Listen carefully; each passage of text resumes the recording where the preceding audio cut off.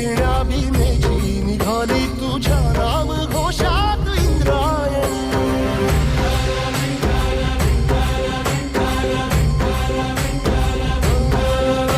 भिडे आसमंती ध्वजा वैष्णवांची उभी पंढरी आज नानावली.